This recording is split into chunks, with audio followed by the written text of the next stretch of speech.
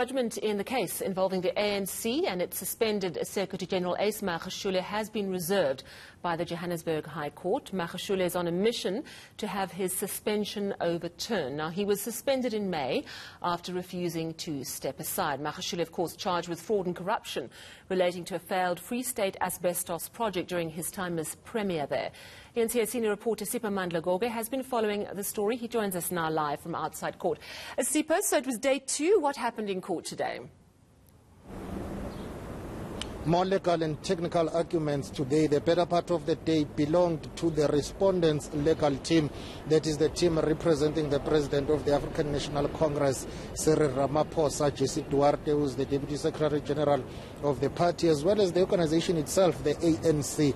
Those are the 3 respondents here, and the main applicant being Mr. Ace Magashule, who is the suspended Secretary General of the ANC. So today, from the morning, I think for about an hour or 2, Ace Magashule's legal team was ironing out whatever issues that were outstanding in their submissions. They were dealing with those outstanding issues, finalizing their submissions, and then after that came the defense team, or should we say a legal team representing the respondents in this matter. It was led by Advocate overturned, who basically argued in terms of Ace Magashule's submissions and application to have this struck or his suspension dismissed and to be declared as unlawful, invalid and unconstitutional. Well, Trent is of the view that that is not the case. The suspended Secretary General of the ANC, according to him, appears to be misreading and misrepresenting the issue of innocent until proven otherwise.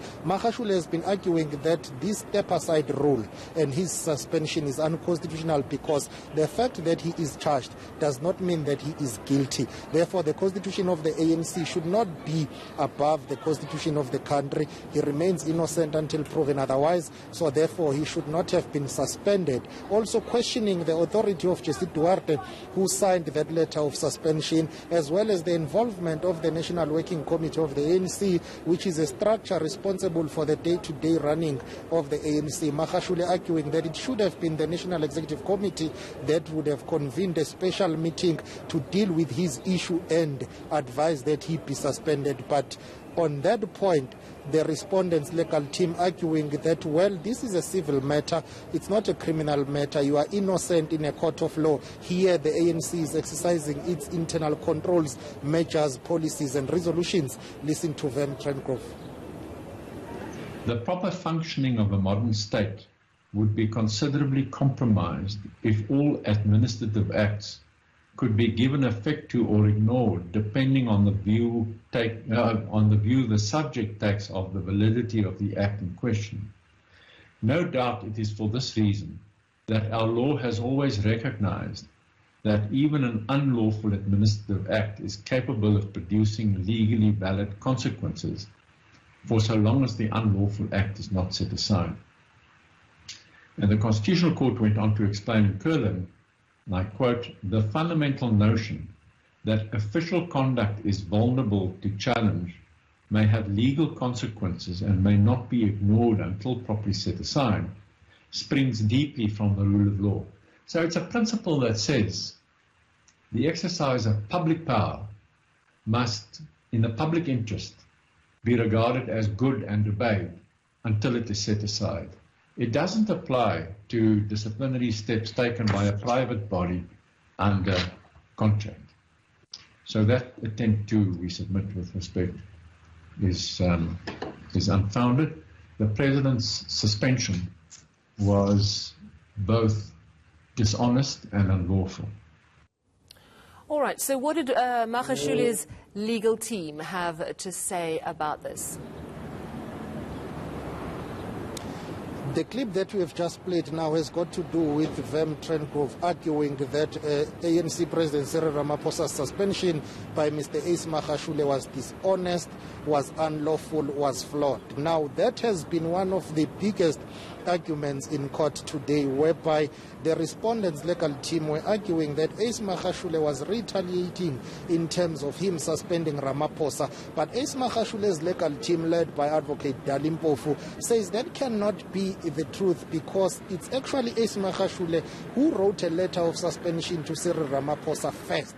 It is not that Ace Magashule was suspended and then decided to suspend Cyril Ramaphosa. It's the other way around. So they argued on those bases, and their argument was, well, Cyril Ramaphosa, as the president of the ANC, decided to ignore his suspension, and Ace Magashule, on the other hand, took his suspension so seriously that he took the matter to court to challenge that. So Ace Magashule's legal team wants the court to declare that Ramaphosa's suspension by Magashule is valid and effective. Since he has not challenged it in court, it should remain in place. So that was their argument today. And on the other hand, of course, you have the respondents' legal team arguing that, well, that is not the case. That suspension was dishonest. If we do have time, let's go back and play that clip whereby Trenkov was arguing about what he calls Ace Magashule's misreading and misinterpretation of the step-aside rule and his suspension.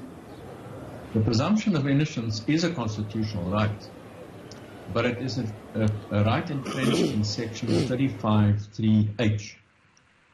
Section 35(3) is a right or a collection of rights conferred on an accused person. In other words, the Section 35(3)(h), read with its preamble, reads as follows. Every accused person has a right to a fair trial, which includes the right to be presumed innocent, to remain silent, and not to testify during proceedings. So it is a right which governs the manner in which criminal prosecutions are conducted. It has nothing whatsoever to do with the conduct of disciplinary or civil litigation in any way. All right, so those are the legal arguments. It's 2 days. I know it's been reserved while we wait for judgment. I have to ask you what happened outside court yesterday. You were telling us that there was a fair amount of support, a crowd of at least over 100 or 200 of Ace Magashule's supporters. Of course, also today, in clear disregard of the protocols on gatherings during this time of a pandemic. We also saw the EFF protest in Pretoria at the Health Products Regulatory Authority. The ANC, I see, has sent out quite a strongly worded statement condemning the gathering outside court yesterday and the EFF. But I have to ask you, was there anyone outside court today? I only spotted 2 supporters of Ace Magashule outside court today. They are Ngrai Ngwenya from Mpumalanga province, as well as Nkosentsha Shezi from eThekwini in KwaZulu-Natal. Nkosentsha Shezi is one of the radical economic transformation champions, and he had applied to be an intervening or interested party in joining Ace Magashule's application. We know for a fact that yesterday that was dismissed with costs. So those are the 2 supporters of Ace Magashule I've spotted outside court today. But I spoke to them and they said to me, because of COVID-19 and the third wave, they were trying to avoid their gathering becoming a super spreader event. I said to them, well, you should have done that yesterday. You were more than 100, not socially distancing, not sanitizing, some of you not wearing masks. It's too late now. Well, they are adamant that they were being responsible. They decided not to organize supporters to come to court today. To answer your question directly, there were not too many people outside court to support Ace Magashule, only 2 people. Yes, that statement from the ANC speaks about its members going to court to support an individual. That's what they call Ace Magashule, an individual charged here or who has taken the ANC to court. They are basically discouraging their members here. And that's the sense we got earlier today when we came to court, when there were no members or supporters of Ace Magashule, when there were no members of the ANC supporters of Ace Magashule. We got a sense that yesterday night they have been receiving calls, basically people urging them not to come to court and to contribute in what has become known as a super spreader event here, with Gauteng being the epicenter or Johannesburg being the epicenter in terms of the third wave. So they were not here today.